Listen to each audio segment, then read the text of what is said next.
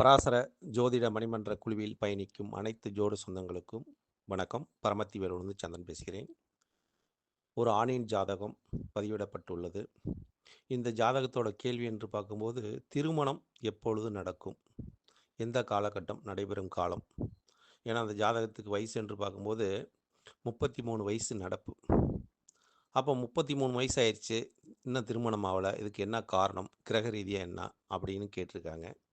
அதுக்கடுத்த கேள்வியாக இந்த ஜாதகத்தோட தந்தையாரோட உடல்நிலை எப்படி இருக்கும்? ஏன்னா உடல்நிலை சரியில்லை, அவருக்கு எந்த மாதிரி ஒரு நிலைப்பாட்டை கொடுக்கும் என்ற ஒரு கேள்வியும் கேட்டிருக்காங்க. 2 கேள்விகள்.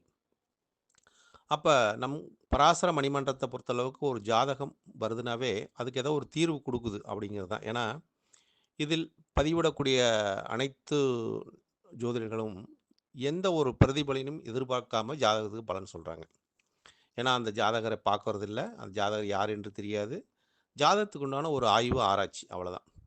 ஏன்னா இதுக்கு பிரதிபலன் கிடையாது அப்படிங்கிற ஒரு தன்மை. அப்போ அந்த ஜாதகத்துக்கு இந்த பலன் 100% அவரை போய் சேரும் என்பதுதான் உண்மையான ஒரு நிகழ்ப்பாடு என்ற ஒரு நிலைப்பாடு நமக்கு உணர்த்துகிறதுன்னு வச்சுங்களேன். ஏன்னா நிறைய ஜாதகம் இந்த மாதிரி ஒரு நல்ல ஒரு இதை கொடுத்துருக்குது அப்படின்றதுக்காக.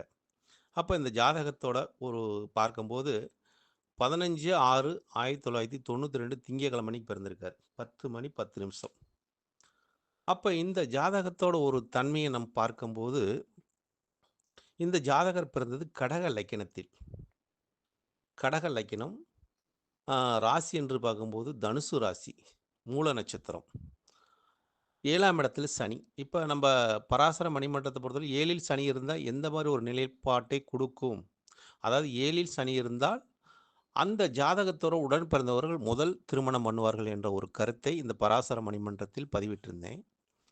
அதர் சார்ந்து வந்த ஒரு ஜாதகம்.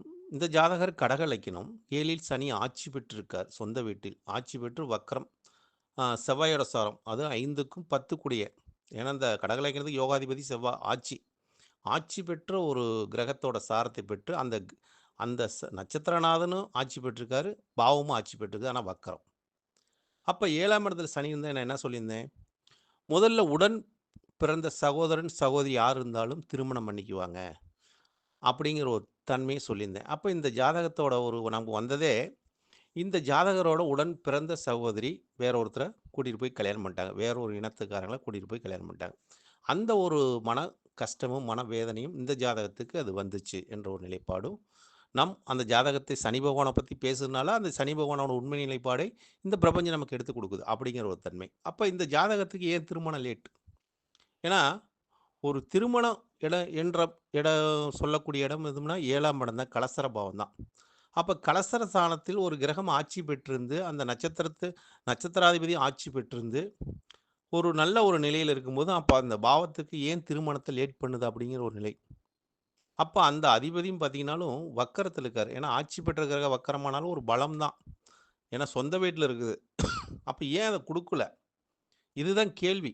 ஏன்னா ஒரு ஜாதகத்துக்கு குடும்பத்தை அமைச்சு கொடுக்கக்கூடிய இடம் 2ஆம் இடம், அங்கே குரு இருக்கார்.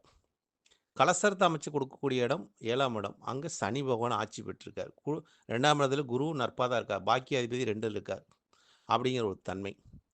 அப்போ இந்த ஜாதகர் லக்னாதிபதி எங்கே போய் உட்காந்துட்டார் அப்படின்னு பார்த்தா 6ல் உட்காந்துட்டார். அதாவது சந்திர பகவான் போய் 6ஆம் இடத்துல கேதுவோட சாரத்தை பெற்று உட்காந்துட்டார். கேதுங்கிறது என்ன? அந்த கேது சாரங்கிறது தெய்வ குற்றத்தை சொல்லக்கூடிய ஒரு தன்மையில் லக்னாதிபதி சாரம் பெற்றிருக்குது. அப்போ ராகுவும் அங்கே இருக்கார், ராகு கூட சேர்க்கை பெற்றிருக்கார், ராகுவும் கேதுவோட சாரம். அப்போ இந்த ஜாதகத்தில் நாம் பார்க்கும்போது என்ன ஒரு நிலைப்பாட்டை கொடுக்குது? ஏன் திருமண தாமதம்? இப்போ கேது மகா திசை இந்த ஜாதகத்துக்கு 6 வருஷம் 8 மாதம் 25 நாள். அதுக்கடுத்து வரக்கூடிய சுக்கிர மகா திசை 20 வருட காலம். அப்போ 20 வருஷம் 6 மாதம் 8 நாள் ஆச்சு இந்த ஜாதகத்துக்கு. சுக்கிர மகா திசை சுகபோகத்தை கொடுக்கக்கூடிய திசை. ஏன்னா பாதகாதிபதி இருந்தால் விரயத்துக்கு போயிட்டார் சுக்கிரன். விரயத்துக்கு போய் திசையை அதை நடத்தியிருக்கார். அது அஸ்தாங்கம் பெற்று. ஏன்னா பாதகாதிபதி இந்த ஜாதகத்துக்கு அஸ்தாங்கமாவது சிறப்புங்க. பாதகத்தை செய்ய மாட்டார். சுக்கிர திசை நல்லா இருந்திருக்கும் அப்படின்னு எடுத்துக்கலாம் அந்த ஜாதகத்துக்கு. ஆனால் அடுத்த சூரிய திசை இருக்குது பார்த்தீங்களா? அது 2ஆம் அதிபதி திசை போய் 12ஆம் இடத்துல உட்காந்து இப்போ திசையை நடத்துது இந்த ஜாதகத்துக்கு. சூரிய மகா திசை எது வரைக்கும் இருக்குது இந்த ஜாதகத்துக்கு? சூரிய மகா திசை 2025 மார்ச் வரைக்கும் இருக்குது. அப்ப இந்த ஜாதகத்துக்கு 33 வயசு முடிஞ்சதுன்னா, சூரிய திசை முடியுது அப்படிங்கிற ஒரு தன்மை இருக்குது. அப்ப இந்த மார்ச் வரைக்கும் இந்த சூரிய மகா திசையில சுக்கிர புத்தி இப்ப நடக்குதுன்னு வச்சுக்கங்களேன். அப்ப இது சிறப்பா சூரிய மகா திசை ஆரம்பித்தது இந்த ஜாதகத்துக்கு தனாதிபதி, குடும்பாதிபதி போய் விரயத்தில உட்காந்துட்டாரு. அப்ப குடும்பம் அமைஞ்சாலும் குடும்பத்துக்காக விரயத்தை ஏற்படுத்தும். அப்ப சூரிய மகா தசை ஆரம்பிச்சிருந்தே இந்த ஜாதகர் குடும்பத்தில் வசிக்க முடியாது. குடும்பத்தில பல பிரச்சனைகள் நடக்கும். குடும்பத்துக்கு விரயத்தை ஏற்படுத்தும். தந்தையாருக்கு பிரச்சனை கொடுக்கும். ஏன்னா, தந்தை காரகன் சூரியன். சூரியனும் செவ்வாயோட சாரத்த தான் பெற்றிருக்கார்.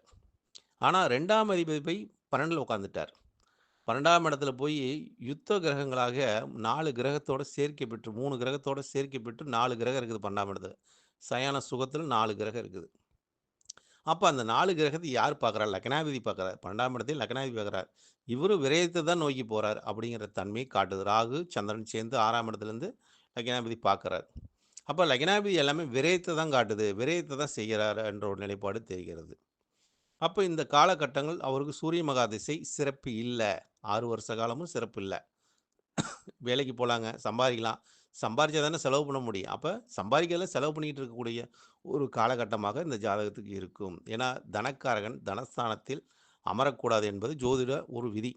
இந்த ஜாதகத்தில் தனக்காரனாக பாக்கியாதிபதியா வரக்கூடிய குரு பகவான் தனஸ்தானத்தில அமர்ந்துட்டார். அப்ப யார் மூலம் விரயம் அப்படின்னு பார்த்தா, தந்தையாருக்காக விரயத்த காட்டுது. ஏன்னா, 9ஆம் இடம் தந்தையார குறிக்கக்கூடிய கிரகம் 9ல அந்த கிரகம் வந்து 2ல உட்காந்துருச்சு. தந்தைக்கு காரகனாகும் சூரியன் விரயத்துக்கு போயிட்டார். அப்ப தந்தை மூலமா அதிக விரயத்தை சந்திக்கக்கூடிய ஜாதகராக இந்த ஜாதகர் இருப்பார். இருக்கக்கூடும். அப்ப இந்த நிலை இந்த ஜாதகத்துக்கு எப்பொழுதும் மாறும். எந்த ஒரு மாற்றத்தை கொடுக்கும். ஏன்னா, இந்த 7ஆம் இடத்துல சனி பகவான் உட்காந்துட்டாவே கஷ்டத்த குடுத்துருங்க. நஷ்டத்த குடுத்துரும். துன்பத்த குடுத்துரும். துயரத்த குடுத்துரும். 7 சனி இருந்தா இதெல்லாம் எல்லாமே நடக்கும். ஏன்னா, முதல் பார்வையாக 3ஆம் பார்வையாக 9ஆம் இடத்த பார்க்குறார். அடுத்து லக்கணத்த பார்க்குறார்.